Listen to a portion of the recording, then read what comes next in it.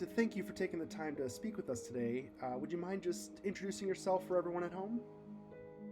My name is Jamie Hickey. Me and my wife own a company that sells and installs office furniture. We got in touch with each other after we learned that you had your identity stolen. Would you mind letting us know how that happened? There is a community shredder. I forget the company, but a company comes out and empties it, and they have the locked bins, the trash cans, and it was actually down. It wasn't working. So unfortunately, some documents were thrown into trash cans that had information on them that you would normally want shredded. About a couple of weeks later, I received on my credit karma that a credit card was opened that I did not open. So I just contacted them, told them, it wasn't me, blah, blah. They took care of it. And then our receptionist, about 3 weeks later, had the same thing happen. Later, we found out that the cops called it synthetic identity theft.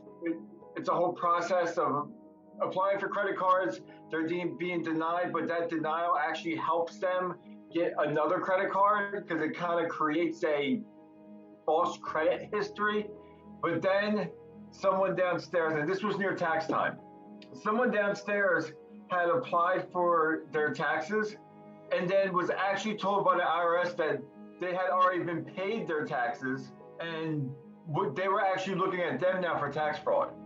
When I went to H&R Block to have my taxes done, they had actually told me that it looked like someone else had filed for mine, but they didn't receive it yet.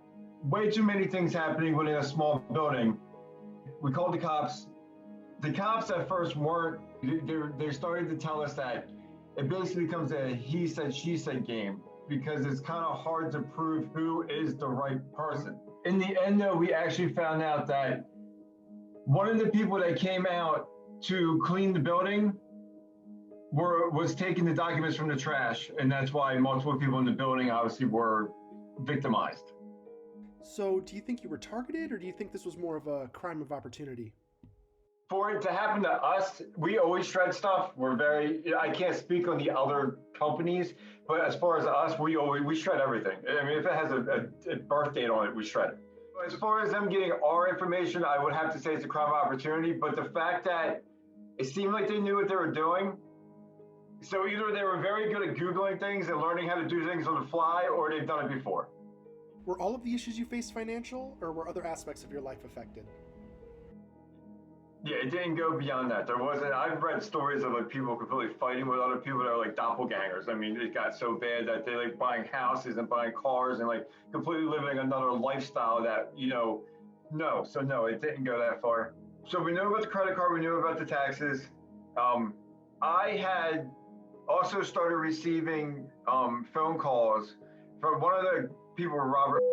I don't know if I should be saying names, but I still to this day get phone calls from Robert is saying that I owe him money or they owe him. So I don't know how, even if they're using his real name, I don't know what he did to now all of a sudden I'm constantly receiving collection calls for this person. The amount of money we had to spend just to get our taxes fixed, I wasn't looking into anything else after that. That was actually my next question for you. Do you happen to remember how much it actually cost to fix everything? We spent almost 10 grand in lawyer fees just to get the situation. The IRS, I get it. They have to deal with a lot of people that are trying to scam them, but they weren't understanding at all. I mean, they even at one point were accusing us of being the people that were stealing, and then the other people were the ones that were truly me. I mean, so there's no way to go about it. You have to hire people that know what they're doing. They basically have to build a whole life from you to show, there's no way that these other people built this entire life of 42 years, Since your shredder was broken, where were the documents that the thieves were able to get a hold of them? At least what I thought we were doing was we were putting all the, papers that we wanted to shred once it was fixed in a box. But it seems like some things were thrown in the trash because we have a camera on the area that had the box and no one ever went to the box. So it must have just been communication breakdown between our employees and us or something, but some things ended up in the trash that shouldn't have been. What additional steps are you taking to make sure that this doesn't happen again? We have since bought our own shredder for our office. We only have 4 employees. We're a small business. We did look into, we see the companies all the time coming, their big trucks that they shred them right in the truck. And, if we were a bigger company, by far, I definitely would. There'd be no question at all.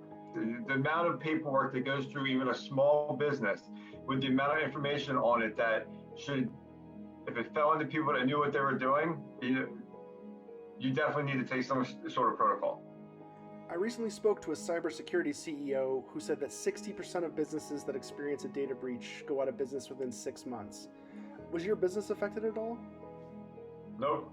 Okay. No, it was whatever was in there. It was just somehow my paperwork and then my receptionist. That's it. It wasn't any of our customers, thank God, and then or anything like that. So nothing happened whatsoever professionally. What would be your advice for somebody who isn't taking their document security as seriously as they should, or not shredding their sensitive documents? Stop.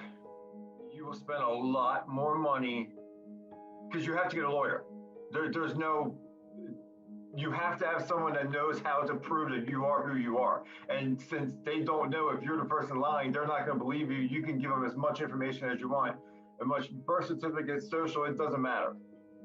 So find a cheap way at first to go about it. Do what you need to do to protect yourself. And then if you need to spend more money, but you will eventually get hit. And we've had people go through our neighborhood on our cameras looking in the trash. I don't know what they're looking for, but it makes you wonder.